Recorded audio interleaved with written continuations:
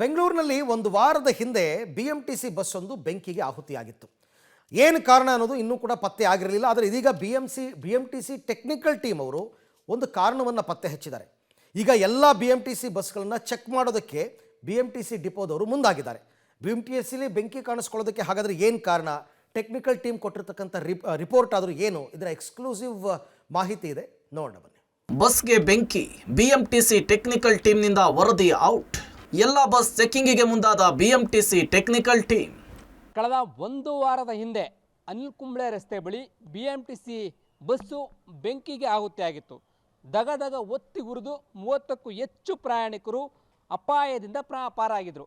ಈಗ ಆ ಬೆಂಕಿ ಕಾಣಿಸ್ಕೊಂಡಿದ್ದು ಯಾಕೆ ಅನ್ನೋದ್ರ ಬಗ್ಗೆ ರಿಪೋರ್ಟ್ ಬಂದಿದೆ. ಆ ರಿಪೋರ್ಟ್ನಲ್ಲಿ ಆತಂಕ ಪಡುವಂಥ ವಿಚಾರ ಬಯಲಾಗಿದೆ. ಇದೇ ಮೊದಲ ಬಾರಿಗೆ ಈ ಕಾರಣಕ್ಕೆ BMTCಯಲ್ಲಿ ಬೆಂಕಿ ಕಾಣಿಸ್ಕೊಂಡಿದೆ. ಯಾಕೆ ಅಂತ ಹೇಳಿ ವಿವರಿಸ್ತಾ ಹೋಗ್ತೀನಿ, ಬನ್ನಿ. ಒಂದು ವಾರದ ಹಿಂದೆ MG ರಸ್ತೆಯ ಅನಿಲ್ ಕುಂಬ್ಳೆ ಸರ್ಕಲ್ ಬಳಿ BMTCಯ ಬಸ್ನಲ್ಲಿ ಇದ್ದಕ್ಕಿದ್ದಂತೆ ಬೆಂಕಿ ಕಾಣಿಸಿಕೊಂಡು ಸುಟ್ಟು ಭಸ್ಮ ಆಗಿತ್ತು. 30 ಜನ ಪ್ರಯಾಣಿಕರು ಪ್ರಾಣಾಪಾಯದಿಂದ ಪಾರಾಗಿದ್ರು. ಆದರೆ ಬೆಂಕಿ ಕಾಣಿಸಿಕೊಳ್ಳುವುದಕ್ಕೆ ಕಾರಣ ಏನು ಅಂತ ಪತ್ತೆಯಾಗಿರಲಿಲ್ಲ. BMTC ಟೆಕ್ನಿಕಲ್ ಟೀಮ್ ಪರಿಶೀಲನೆ ಮಾಡಿದಾಗ ಬ್ಯಾಟರಿಯಲ್ಲಿ ಹೆವಿ ಕರೆಂಟ್ ಪಾಸ್ ಆಗಿ BMTC ಬಸ್ ಸುಟ್ಟು ಭಸ್ಮವಾಗಿದೆಯಂತೆ. ಅದೇ ಬ್ಯಾಟರಿಯಿಂದ ಹೆವಿ ಕರೆಂಟ್ ಪಾಸ್ ಆಗಿ ಇದಾಗಿದೆ, ಫೈರ್ ಆಗಿದೆ. ಅದು ಬೇರೆ ಏನು ಇದರಲ್ಲಿ ಬಂದಿಲ್ಲ, ಏನು ಕರೆಂಟ್ ಪಾಸ್ ಆಗ್ಬೇಕಲ್ಲ, ಅದು ಸ್ಟಾರ್ಟ್ ಮಾಡಿದಾಗ ಹೆವಿ ಕರೆಂಟ್ ಪಾಸ್ ಆಗಿದೆ. ಅದು ಸೊ ಅದರಿಂದ ಒಂದ್ ಸ್ವಲ್ಪ ಹೀಟ್ ಜನರೇಟ್ ಆಗಿ ಅಲ್ಲೆಲ್ಲ ಮೆಲ್ಟ್ ಆಗಿ ಆ ಪೋರ್ಷನ್ ಅಷ್ಟೇ ಎಲ್ಲ ಕಂಪ್ಲೀಟ್ ಬರ್ನ್ ಆಗಿದೆ. ಅದೇ ಅದನ್ನ ಯಾವ ತರ ಮಾಡ್ಬೇಕಂತ ಈಗ ಒಂದು ನಮ್ ಕಮಿಟಿ ರಿಪೋರ್ಟ್ ಕೊಡ್ತಾ ಇದೆ. ಸೊ ಅದನ್ನ ಇನ್ಕೌಂಟ್ ಮಾಡ್ಕೊಳ್ತಾ ಇದ್ದೀವಿ. ಸ್ಟಿಲ್ ಅದು ಒಂದ್ ಸ್ವಲ್ಪ ರಿಪೋರ್ಟ್ ಅಲ್ಲಿ ಇದೆ. ಅದು ನಮ್ಮ ಟೆಕ್ನಿಕಲ್ ಟೀಮ್ ಎಲ್ಲ ಮಾಡ್ತಾ ಇದ್ದಾರೆ. ಸೊ ಅದು ಫೈನಲ್ ಆದ್ಮೇಲೆ ತೆಗಿತೀನಿ. ಇದೇ ಫಸ್ಟ್ ಇನ್ಸಿಡೆಂಟ್ ಈ ತರ ಆಗಿರೋದು. ರೆಗ್ಯುಲರ್ ನಮ್ಮಲ್ಲಿ ಮೇಂಟೆನೆನ್ಸ್ ಅಲ್ಲಿ ಇವೆಲ್ಲ ಚೆಕ್ ಮಾಡ್ತಾರೆ, ಬ್ಯಾಟರಿ ಕಂಡೀಷನ್ ಮತ್ತೆ ಬೇರೆ ಅಗ್ರಿಗೇಟ್ಸ್ ಏನಿದೆ, ಎಲೆಕ್ಟ್ರಿಕಲ್ ಸಿಸ್ಟಮ್ ಎಲ್ಲ ಚೆಕ್ ಮಾಡ್ತಿರ್ತಾರೆ. ಸೊ ಈ ಪರ್ಟಿಕ್ಯುಲರ್ ವೆಹಿಕಲ್ ನಲ್ಲಿ ಫ್ಯೂಸ್ ಒಂದ್ ಸ್ವಲ್ಪ ಅದು ಸರಿಯಾಗಿ ಇದಾಗಿಲ್ಲ, ಅದು ಕಟ್ ಆಫ್ ಆಗ್ಬೇಕಾಯ್ತು, ಆಗ್ಲಿಲ್ಲ. ಈ ಹಿಂದೆ BMTC ಬಸ್ ಸುಟ್ಟು ಭಸ್ಮಾದ ಪ್ರಕರಣಗಳು ಕೂಡ ಇದೆ. ಆದರೆ ಯಾವುದೂ ಕೂಡ ಬ್ಯಾಟರಿಗೆ ಹೆವಿ ಕರೆಂಟ್ ಪಾಸ್ ಆಗಿ ಬೆಂಕಿ ಕಾಣಿಸ್ಕೊಂಡಿರಲಿಲ್ಲ. ಇದೇ ಮೊದಲ ಬಾರಿಗೆ ಈ ರೀತಿಯಾಗಿದ್ದು ಇದು ಮೊದಲ ಪ್ರಕರಣವಂತೆ. ಬಸ್ನಲ್ಲಿ ಬೆಂಕಿ ಕಾಣಿಸ್ಕೊಳ್ಳೋದಕ್ಕೆ ಕಾರಣ ಏನು ಅಂತೇಳಿ ಪತ್ತೆ ಹಚ್ಚಲಿಕ್ಕೆ ಮುಂದಾದಾಗ ಟೆಕ್ನಿಕಲ್ ಟೀಮ್ಗೆ ಆತಂಕಕಾರಿ ವಿಚಾರ ಕಾಣಿಸ್ಕೊಳ್ಳುತ್ತೆ.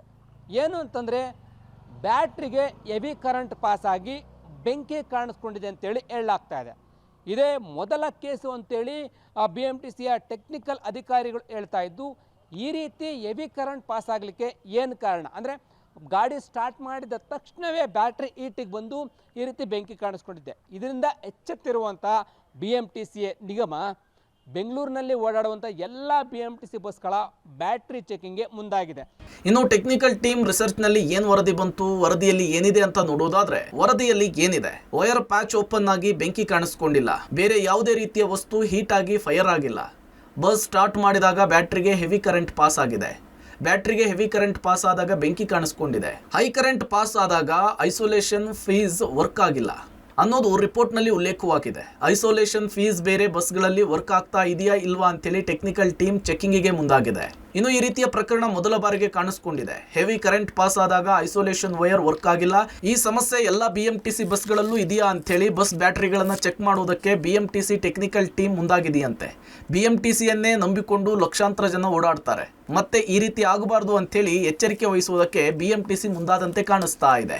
15 ದಿನದಲ್ಲಿ ಎಲ್ಲ BMTC ಬಸ್ಗಳ ಚೆಕಿಂಗ್ ಕಾರ್ಯ ಮುಕ್ತಾಯ ಆಗುತ್ತೆ. ಏನಾದರೂ ಸಮಸ್ಯೆ ಇರುವಂಥ ಬಸ್ಗಳನ್ನು ಕೂಡ ನಿಲ್ಲಿಸ್ತೀವಿ ಅನ್ನೋದಕ್ಕೆ ನಿರ್ಧಾರ ಮಾಡಿರುವಂಥದ್ದು.